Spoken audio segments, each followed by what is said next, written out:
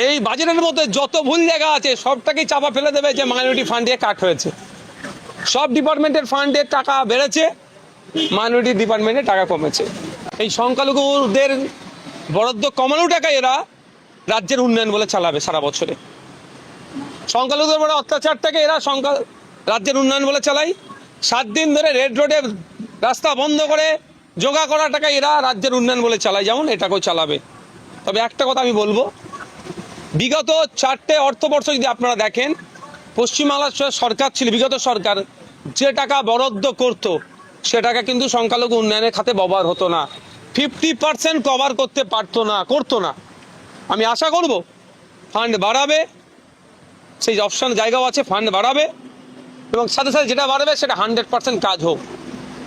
আর একটা আপনাদের বলে যায়, যে ব্লকে 20% সংখ্যালঘু মুসলমান মানুষ বসবাস করতেন সেই ব্লকটাকে মাইনরিটি ব্লক হিসাবে ট্রিট করা হতো। সেই ব্লকের স্কুল এডুকেশন থেকে শুরু করে অন্যান্য ডিপার্টমেন্টে সংখ্যালঘু উন্নয়নের বরাদ্দকৃত টাকা থেকে খরচ করত।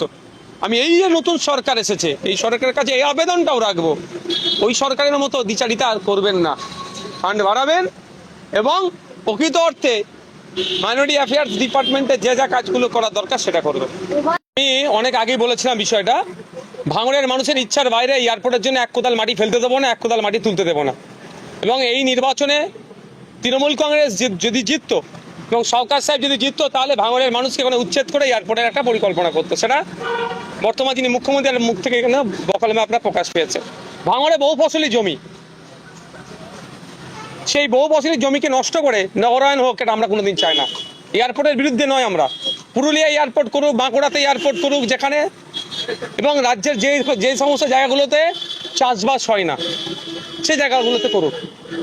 উন্নয়ন শুধু এয়ারপোর্ট থাকলেই হবে, তাছাড়া এয়ারপোর্ট থাকলে হবে না এটা নয়।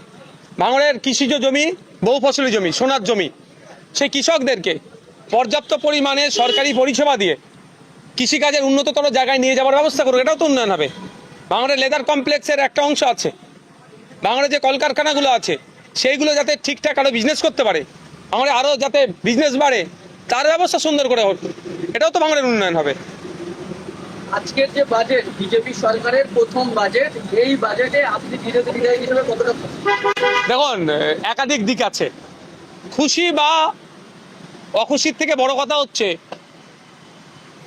একাধিক বিষয় নিয়ে চর্চা আগামী দিনে বিধানসভার মধ্যে করবো, লাইভ হবে, আপনারা সেখানে দেখতে পাবেন। আমি একটা গুটি কয়েক কথা বলবো। এখানে এক্সপেন্সের কথা হয়েছে, ইনকামের সেই রাস্তা দেখাতে পারেনি এই বাজেটে। এটা সব থেকে বড় যে দিকগুলো আছে তার মধ্যে একটা। আর একটা দিক আছে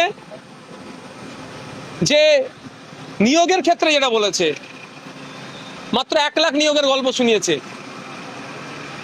একটু ভেবে দেখুন যে এই মুহূর্তে পশ্চিমবাংলায় প্রায় সরকারি শূন্যপদের সংখ্যা প্রায় 10 লক্ষের কাছাকাছি। সে নিয়ে কোনো মাত্র 1 লাখের কথা বলেছে, কবে হবে না হবে নির্দিষ্ট টাইমও দেয়নি। তৃতীয়ত, শুধু ম্যাক্সিমাম জায়গায় প্রতিশ্রুতি দেওয়া হয়েছে, বাস্তবায়ন কতটা হবে, কিভাবে হবে সেই পলিসিও কিন্তু ঠিকভাবে উল্লেখ করা হয়নি। চতুর্থ, যেটা বিজেপির অন্যতম একটা পলিসির মধ্যে যে মুসলমানদেরকে টাইট দিচ্ছে, দেখানোর নামটাই উন্নয়ন। এই বাজেটের মধ্যে যত ভুল জায়গা আছে সবটাকেই চাপা ফেলে দেবে যে মাইনরিটি ফান্ডে কাট হয়েছে। সব ডিপার্টমেন্টের ফান্ডের টাকা বেড়েছে, মাইনরিটি ডিপার্টমেন্টে টাকা কমেছে।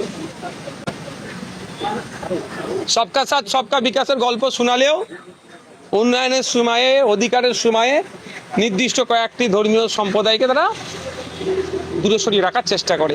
তবে মাইনরিটি ফান্ডের হিসাবে যেন মুসলমানদের একার ফান্ড না, এটা শুধু মুসলিম সম্প্রদায় নয়, আরও যে সংখ্যালঘু সম্প্রদায়গুলো আছে লাইক খ্রিস্টান, পার্সি, পাঞ্জাবি, তাদের সাথেও ইনজাস্টিস হয়েছে।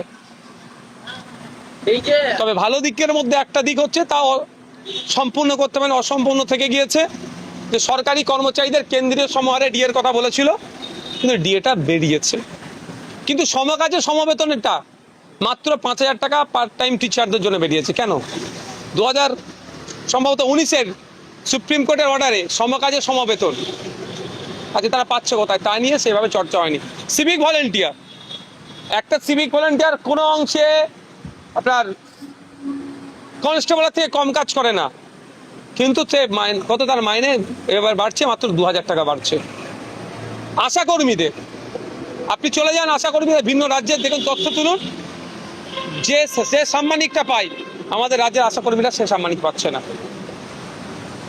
এবারে যে আপনি বললেন সংখ্যালঘু বরাদ্দের কথা, দেখা যাচ্ছে যে গত বছরের তুলনায় এবারে বিজেপি সরকারের আমলে সংখ্যালঘু খাতে যে বরাদ্দ হচ্ছে সেই বরাদ্দ 61% কমানো হয়েছে। 5,700 কত কোটি টাকা ছিল লাস্ট ইয়ারে, এবারে 2,165 কোটি টাকা। তবে আমি একটা কথা বলবো, এখানে এরা কমাবে, এদের পলিসির মধ্যেই আছে। এই সংখ্যালঘুদের বরাদ্দ কমানো টাকা এরা রাজ্যের উন্নয়ন বলে চালাবে সারা বছরে।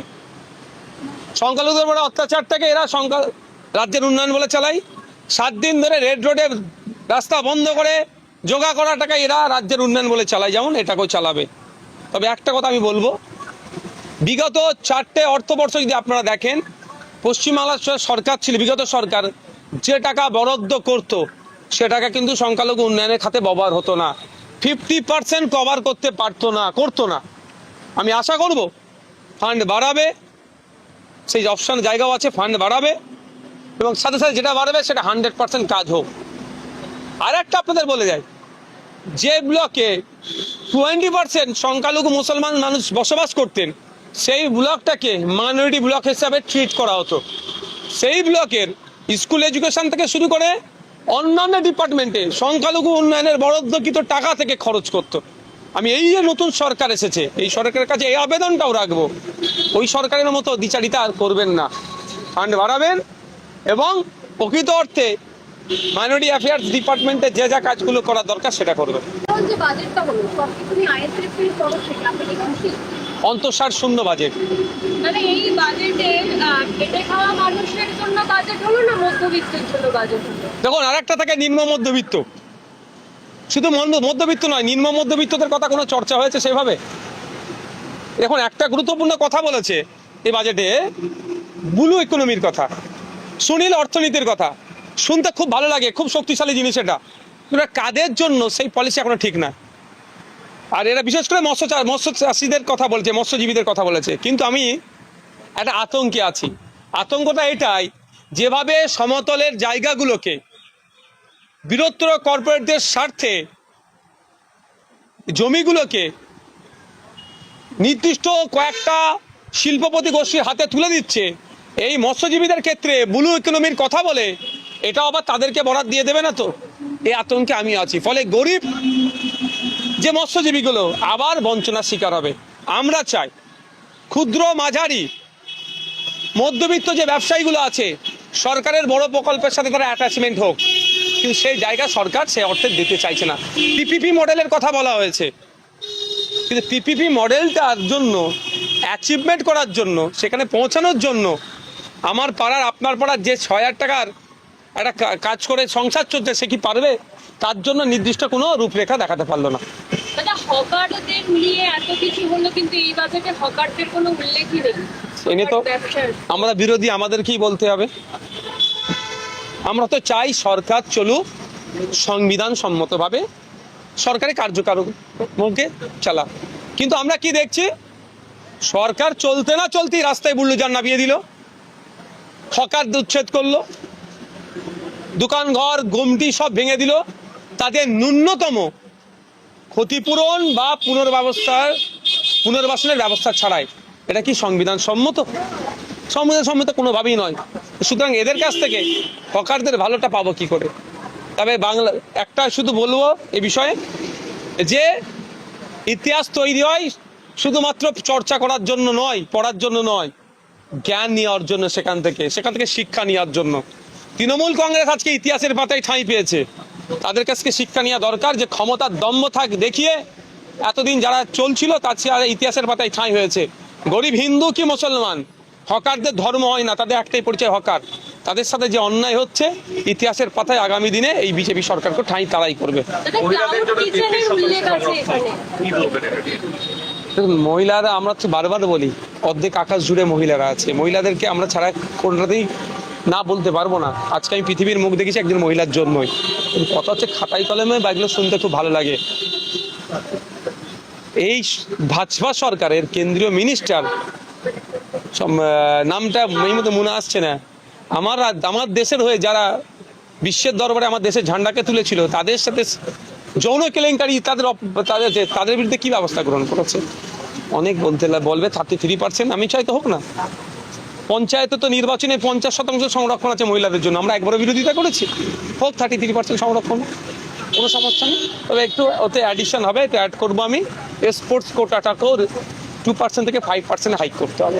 বলছিলাম এই যে সোলাবর্তী এভিনিউ পরিবর্তন নিয়ে কলকাতা পৌরসভার নাম পরিবর্তন করেছেন, সেইটা মুখ্যমন্ত্রী টুইট করেছেন এবং সেই টুইট নিয়ে ইতিহাস বিকৃত হয়েছে বলে ইতিহাসবিদরা বলছেন, এই বিষয়টা নিয়ে কি বলবেন? যারা ডাস্টবিনের ইতিহাস আঁকড়ে ধরে বাঁচতে চায় তাদের কাছ থেকে হোসেন শহীদ সোহরাওয়ার্দী আর হাসান সোহরাওয়ার্দীর পার্থক্য আমাদের ভুল, মানে নিয়াটাই ভুল। কোনটা বাবা, কোনটা চাচা, কোনটা দাদা যদি না বুঝতে পারে, তাকে আর আমি কি বুঝাবো? এ বিষয় নিয়ে আমি চিফ মিনিস্টারকে জানাবো যে হোসেন শহীদ সোহরাওয়ার্দী আর হাসান শহীদ সোহরাওয়ার্দী বিস্তর তফাৎ। হাসান শহীদ সোহরাওয়ার্দী হচ্ছে 1933 থেকে 34 সালে ওই সময় কলকাতা ইউনিভার্সিটির ভাইস চ্যান্সেলর ছিলেন। তিনি একজন বিখ্যাত মানুষ ছিলেন, সমাজের প্রতি তার যথেষ্ট কন্ট্রিবিউশন আছে। তাকে স্মরণ করে ওই অ্যাভিনিউটা ছিল, রাস্তাটি ছিল, কিন্তু আজকে সব গুলিয়ে দেওয়া হচ্ছে। এর কাজটা হচ্ছে এটাই, ঠিক যেভাবে পেলুকানকে বা আফরাজুলকে হত্যা করে, পেলুকানকে হত্যা করেছিল কেন? তার নাকি বাড়ির ফ্রিজে গোমাংস ছিল।